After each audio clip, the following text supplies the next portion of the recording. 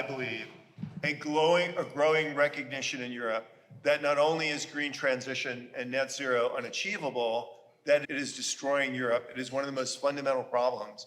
And Europe literally cannot compete and has no future without the ability to produce affordable, reliable, and abundant energy.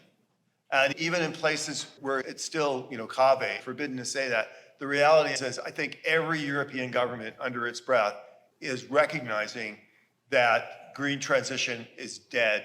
People won't give up on renewables entirely, but that the notion that somehow we're going to be looking 30, 40 years down the line and not have an economy that is significantly powered by oil and gas is just nonsense.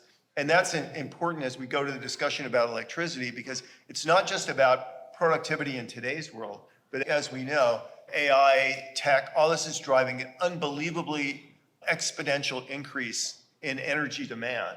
And if you can't feed that energy demand at a reasonable price, you literally will become a third world thing. So I think that the consensus in Europe against oil and gas is right. And why that is important, this guy would know better than anybody, is if you're making oil and gas investments, many of those things pay out over 20 and 30 years.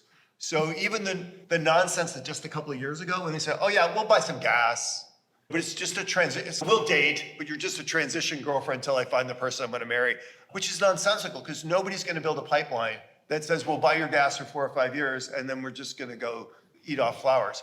So now that we're grasping the reality of that, we need long-term investments in oil and particularly gas, because gas is not only a great way to produce reasonably priced electricity, it is actually, from an environmental perspective, actually quite environmentally friendly.